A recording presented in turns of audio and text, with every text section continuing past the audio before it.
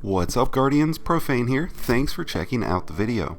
Today we're looking ahead at future content coming in Season 15, along with the new DLC called The Witch Queen.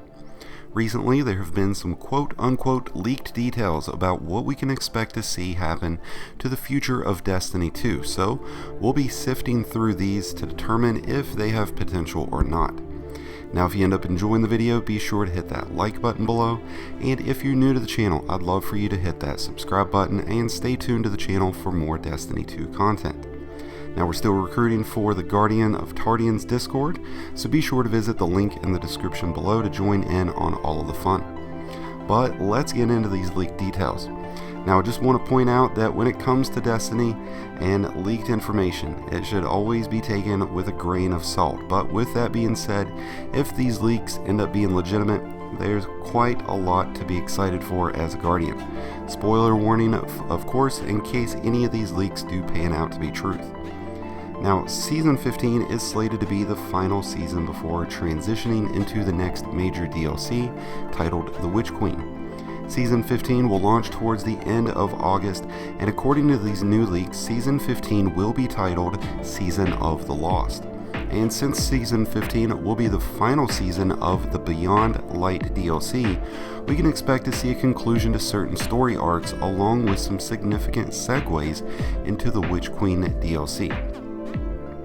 A season titled Season of the Lost could play to the fact that without Mara Sov, we've kind of been lost. Lost in the darkness that has slowly taken its grasp and consuming us. It could also suggest, though, that the Queen herself is possibly lost, and Guardians will be on a mission to find her once again, because we've definitely had to do that more than once at this point. Or hey, maybe we'll be getting a full season to dedicate towards finding our lost friend Cade 6. I don't know. Y'all remember that guy, right? So one thing we know for sure is, as it stands right now, Aramis is not dead, so we can only assume that we will see story development focused towards Aramis. The leaks suggest that in Season 15 we will get a new 3-man dungeon, and a Fallen-themed dungeon could be a nice nod towards the development of Aramis and Mithrak's story, whether we encounter Aramis during that dungeon encounter or not. If we feed into the expectation that Mara Sov will be returning in either Season 15 or in the new DLC, which can be expected to release in early 2022, we would expect to see quite the interaction between Mara and the Crow. This would be the first time they would actually encounter one another since everything has happened.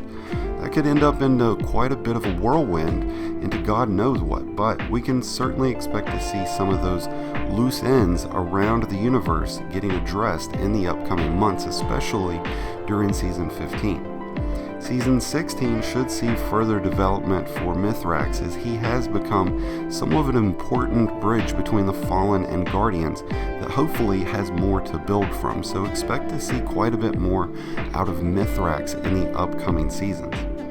Don't expect to see any major changes coming from the current subclasses though, outside of some fine-tuning, which Bungie has already confirmed some major reworks coming to Stasis. Now, there was some of the suggested rumors or leaks stating that Luke Smith has stated that he would like for supers to go away. I don't feel though that is something that's going to be legitimate and ever really going to happen. I think Guardians enjoy supers way too much. So out of the leaks that the Season 15 and the DLC have, I feel like losing supers is probably one that's definitely not legitimate. But aside from losing supers, which I don't think we're going to have to worry about, what we'll have is a very climatic segue from Season 14, Season 15 into Season 16. Most likely we'll be spending a lot of time in the Tangled Shore and in the Dreaming City, wrapping up that story arc between the Scorn and the Dreaming City with Mara Sov and the Woken. A lot has been kind of set to the side with that ever since we've gotten into the story arc with the Pyramids and the Darkness. So I would expect to see a return to some of those loose ends that have just been kind of hanging around for the last couple of months. Now, one of the biggest things that this leak reveals is that it is suggested that in the new DLC content will actually reveal that Savathûn has been meddling in Guardian affairs at the tower for some time now, actually posing as Osiris. So the leak goes into pretty extensive detail about how Savathûn has already taken over Osiris, and he has been kidnapped and pulling the strings for many moons now, pulling the wool over the eyes of Zavala, Vicora, and our Guardian. Everybody at the tower has been manipulated at this point by Savathûn, and that's going to be revealed in the Witch Queen DLC. So it's suggested the Guardians will have to help Savathûn in order to rescue Osiris. We're going to have to do this by defeating another worm god, so we could see this play out into the form of another raid in the Dreaming City or maybe Tangled Shore. But to say whether we would face off against Savathûn is unlikely at best.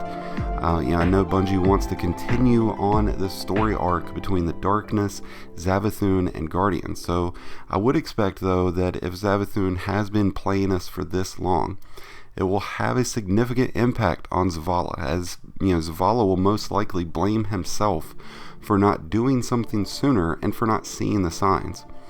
On a side note here, since we saw the return of Vault of Glass this season, I personally would be really excited at the idea of a revamped Crota raid, hosting Savathûn instead of Crota, or maybe the Eye of Savathûn possibly. This could usher in the return of an iconic exotic rocket launcher as well.